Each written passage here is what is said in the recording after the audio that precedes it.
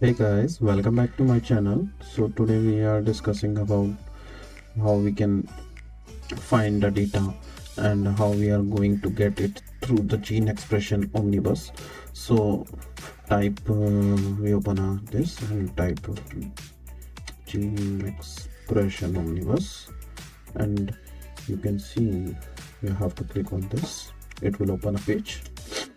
Yeah, so it is totally based on the NCBI. NCBI is the National Center for Biotechnology Information.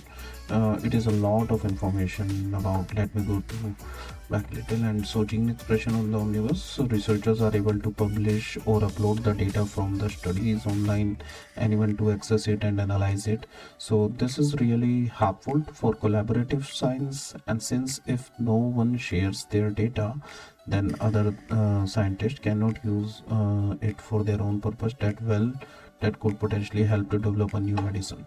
So it is really important for this resource to exist, and in our case it helps us to by letting us get some awesome data from actual experimental studies without having to go to the lab ourselves, which I know that can be very prohibitive for many high school students or medical students.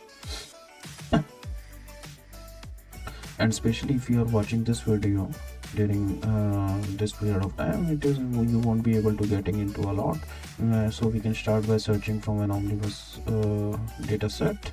So in the right hand side you can see you can either write a keyword or a GEU accession number, and a lot of things. Since you are working on the lung cancer, you can type a lung cancer, and if you're working on asthma, if you're working on heart related disease, so you have to write myocardial, something like this. Just play with your keywords and you won't find the data. So I'm looking for Parkinson's, DISEA. You will see, so there are 4,858 hits on the Parkinson disease in the GEO data sets in databases. And if we are talking about the profiles, so there are something around 4,69,533 results from the Parkinson disease in the GEO profile database. So we have to click on the data sets. So here you can see a lot of data sets will be there, and you can filter it out, so it will give the data points for you, a data fit that can be. So yeah, on the right hand side you can see the top organisms. You can select the organism, filter it out according to your needs, and then you can select the databases, from which databases: GEO datasets, DBVAR, biosamples, bioproject, PMCSR, taxonomy. It is, you have to choose your, and yeah, it in the left hand sides you can see there are datasets. Only 24 datasets is present, and 695 series are present, 4,128 samples are present, and from 11 platforms. So platform is something like the Microarray, NGS, WGS, WES, RNA-seq, single cell RNA, all these things. If you know the author name and you are actually looking for this, so you just type the author name over there, and then what actually the part of you are looking from the sample is obtained, the tissue, the strain, or something like this, and the publication date. So you can filter it out on the basis of the publication date, like you need a paper from the recent paper, or the 1 year, 2 year, from last 5 years, something like this you can find. So series, basically you can also get the data from them, but datasets are just easier to work because they have been they have been compiled by the people who work at NCBI. Yeah, series also work, but they have a bit less process, and it's harder to work with the data as a high school or a college student. So it's a bit out of the scope for this course. So I just know that the series are like a data sets as well, so you can also get the data from them, but data sets are just easier to work.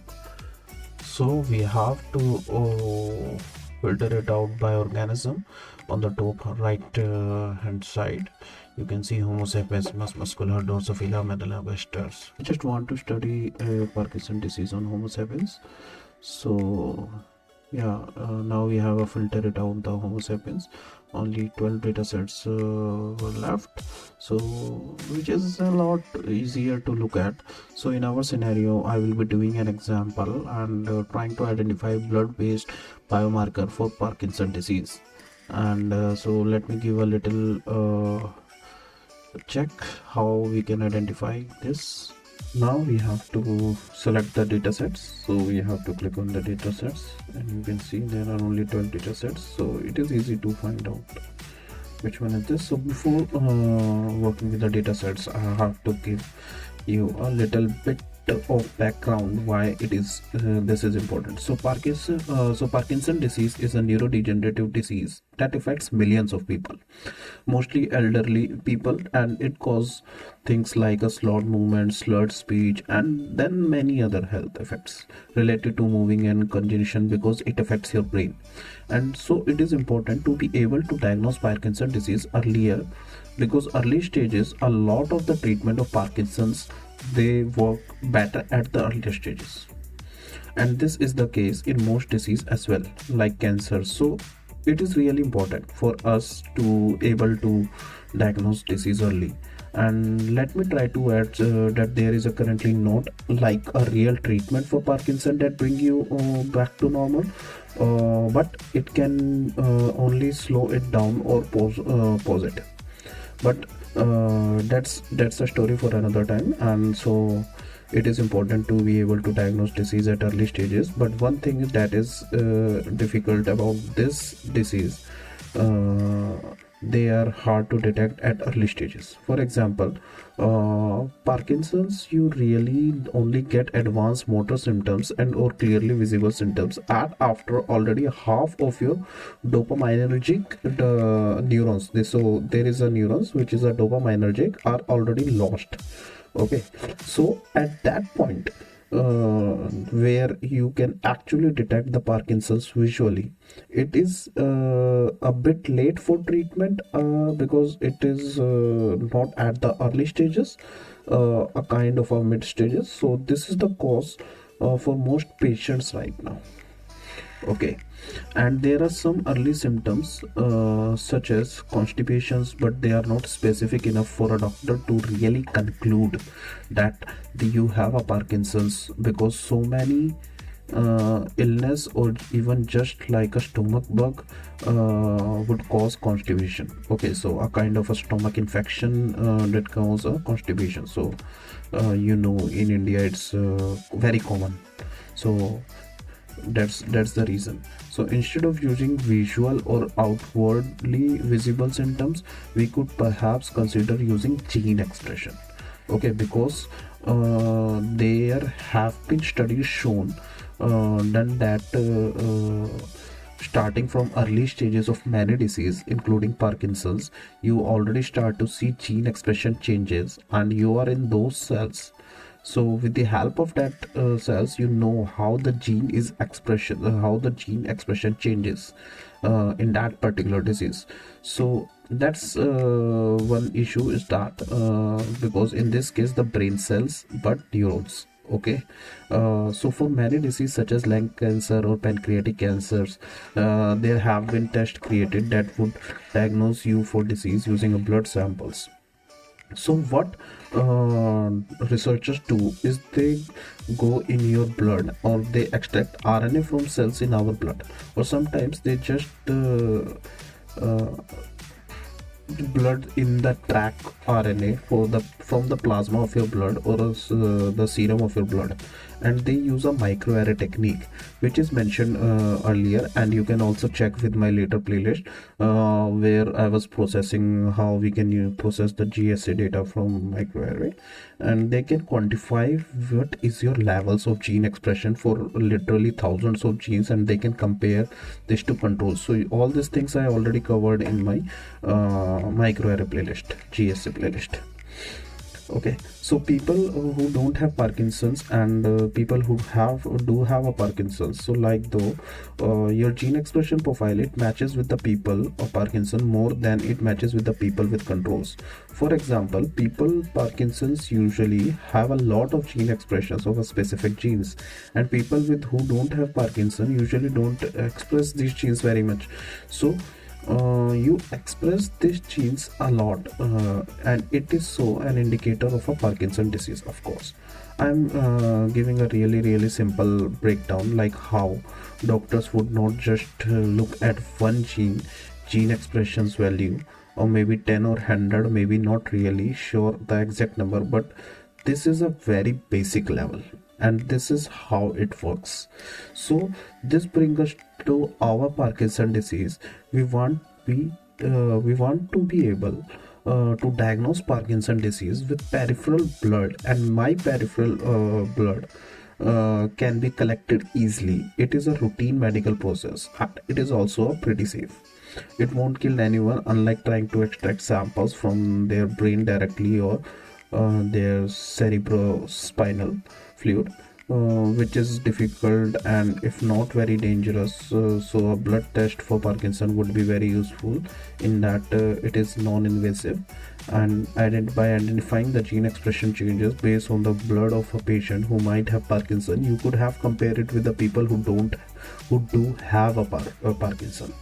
So a kind of a control and case and control setup. And again, I hope there is some more there is a more information about that is in the uh, playlist, which I added to later. But yeah, I think all this information is enough. So we move to our 12 data sets which I selected. Now we have to wonder how we want to pick which one we want to use. So some criteria, you want to use our first number of a sample, and so as you can see, they have 10 samples, but I always choose like more than 20 samples. But you really have to want to control, so don't always be to a half of the control. And I would definitely just avoid the set of studies that do not include controls and all. But yeah, this is the first one. Let's read this title: early Parkinson disease peripheral blood. So blood of untreated patients with the stage 1 Parkinson disease according to the Hoehner scale, and paired healthy age sex matched controls. So result provide insights into the molecular mechanism underlying the initiation of the development of Parkinson disease.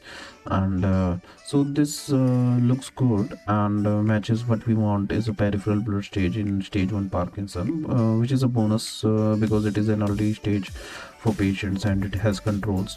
But the thing is that they are only 10 samples. Okay, so now we move to the next one. In each line 9 drive in H9 sick drive neural stem cells harboring pathogenically seen rich repeat kinase 2 mutation. So this is actually using a neural stem cells treated with inhibitor. So this is not what we wanted. What we wanted is just a blood sample of gene expression samples, administration data from blood samples. People are from Parkinson disease. This is not we want. So work itself in the cell, so we don't really want with that. I'm going to skip ahead. The next two are basically the same things.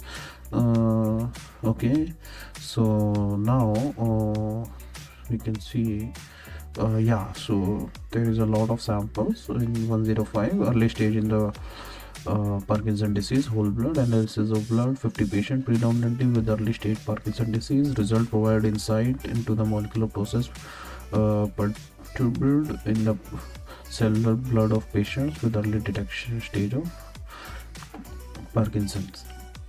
So yeah, it is okay. They have 50 patients with the early stage, so it is their blood and in the early stage Parkinson disease. So let's use this one, and we couldn't want to actually click on this link. You can also click on the series 6613. So you don't have to follow along. This is a demo sets. That is usually what you might not want to use, since you want to use your own research, but it could be helpful for your but it could be helpful to follow up along with that. I'm going to say I'm going to, so you can feel for things. Okay, so now this page gives you a general information, a kind of a summary, the status, title, disease versus control, whole blood, organism name, type of studies, expression profiling by array. That means they are using a microarray technique. Summary of the data, overall design, and the citations. So this is the platform. These are the number of samples, how many samples are control and how many samples are disease. So it is well written over there. So it is obtained from the Affymetrix human genome array GPL6 lab projects. Yeah. So this is it for today, and in the next video we have to see how we can proceed further.